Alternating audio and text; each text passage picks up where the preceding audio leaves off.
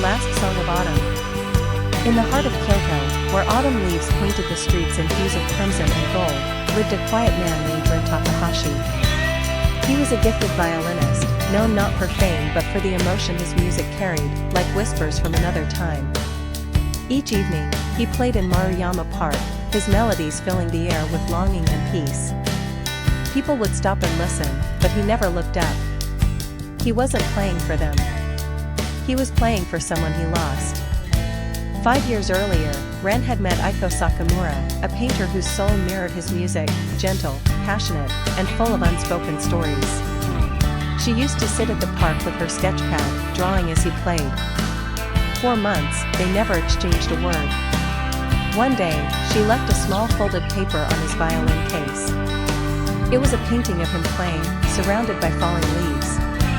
Their love began that autumn, slow, hesitant, like the opening notes of a new symphony. They spent days walking under golden trees, evenings sharing secrets by the river, and nights dreaming under a sky full of stars. Aiko painted as Ren played, each inspiring the other. It was a love that didn't need promises or explanations. It simply was. But love, like the seasons, sometimes fades too soon.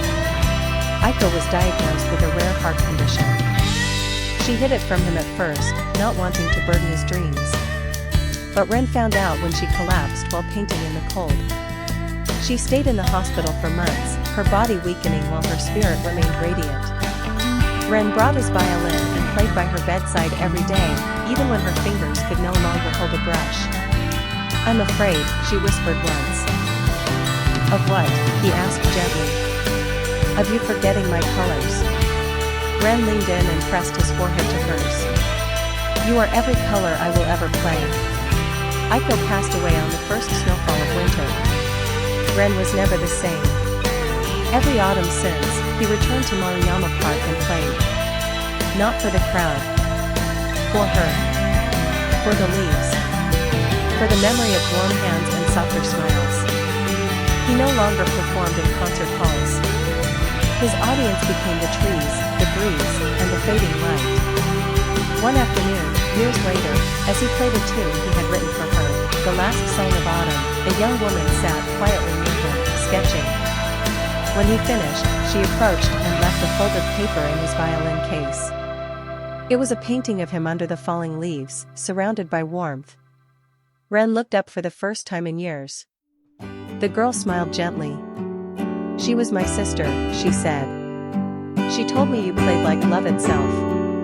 Tears welled in his eyes, but he smiled.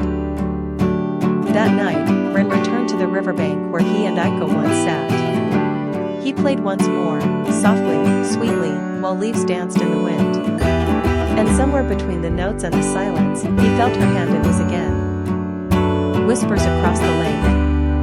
In a quiet village nestled beside a silver blue lake, there lived a girl named Alara, who had a heart full of dreams and a mind that wandered further than the mountains she could see from her bedroom window. She worked at a little bookshop by the shore, where time felt like it slowed down to listen to the wind rustling through pages and the soft lapping of water. Every evening, as the sun dipped behind the hills, she'd walk to the end of the old wooden dock and sit with her notebook. She wrote letters, not to anyone in particular, but to a man she imagined existed somewhere across the lake. She didn't know his name, but she believed in him. Her letters spoke of starlit nights, favorite poems, quiet fears, and secret wishes. She never mailed them. She folded each one carefully and placed them in a glass jar, hiding them beneath the dock's loose floorboard. One spring evening, as cherry blossoms danced in the air, a young man arrived in the village.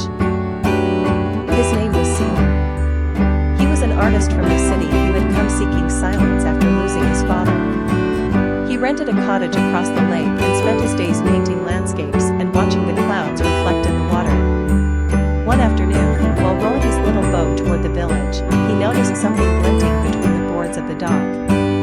Curious, he pulled it free, a glass jar filled with folded papers.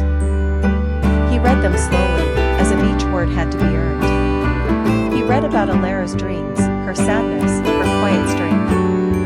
And somehow, he felt she had written them for him. He returned the next day and left a letter of his own in the jar.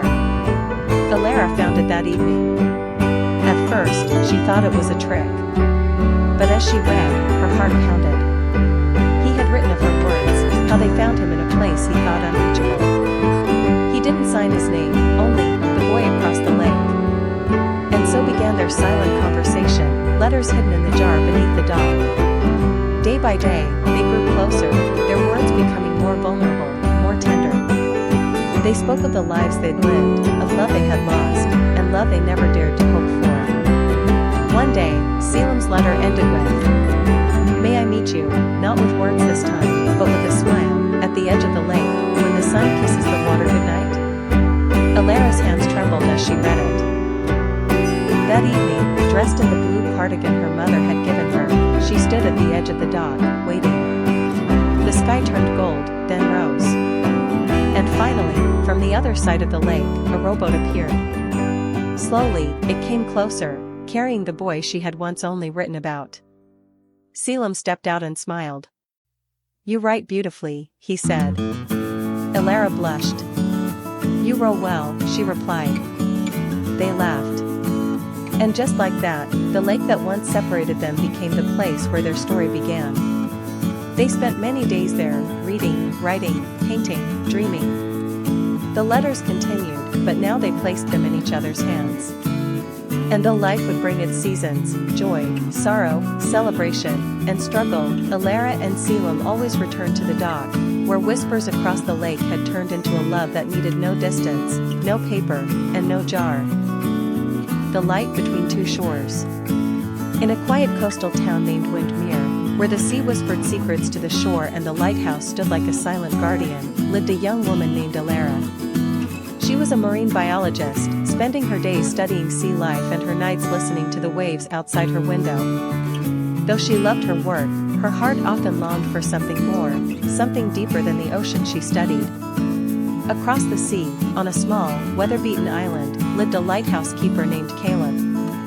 For 10 years, he had tended to the lighthouse, a job passed down from his grandfather. The solitude suited him, until the day he spotted a lone figure on the mainland beach through his telescope. She was collecting seashells, her red scarf fluttering like a flame against the wind. For reasons he couldn't explain, he found himself watching her more often, curious about the stranger from the shore. One day, Alara's boat broke down during a storm. Struggling to steer, she found herself drifting toward the island. The waves were merciless, and the fog thick, but the lighthouse shone through like a beacon of hope. Caleb saw her boat flailing from afar and rushed down the cliffside path, pulling her to safety as thunder rumbled above them. That was the beginning. Alara stayed on the island for a week while her boat was repaired. During that time, she and Caleb talked for hours, about the sea, their dreams, the quiet ache of loneliness, and the strange comfort they found in each other's company. Caleb cooked her simple meals, and Alara, in turn, taught him about the stars above the sea. Every moment felt like a thread pulling them closer. When she left, it was with a promise to return. And she did, every weekend. Their love grew like the tide, patient, inevitable, unstoppable. Caleb, once isolated by choice, now waited eagerly for the sound of her footsteps. Alara, who had spent her life exploring the mysteries of the ocean, had discovered something even more mysterious in love. But like all love stories, theirs faced trials. Alara was offered a research opportunity in Norway, prestigious, exciting, and life-changing. Accepting it meant leaving Windmere for years. When she told Caleb, silence fell between them like fog. He didn't ask her to stay. She didn't ask him to follow. They simply held each other at the edge of the sea, tears mingling with the spray. "I'll wait for you," Caleb said, his voice soft but steady. "No matter how long." And he did. Letters came every month, pages filled with longing and stories, pressed with tiny petals from places she'd visited. Caleb replied with drawings of the lighthouse, his daily life, and always a note at the end, "The light still shines for you." 3 years passed. One winter morning, as Caleb prepared the lamp for another lonely night, he heard footsteps on the path. He turned, and there she was. Her red scarf was still the same, her eyes filled with tears. I found everything I ever wanted, Alara said, walking into his arms. But nothing compared to coming home to you. They never parted again. Years later, children played along the rocky beach beneath the lighthouse, and the legend of Alara and Caleb became a story told to every traveler who passed through Windmere, a story of the light that brought two souls together across the sea.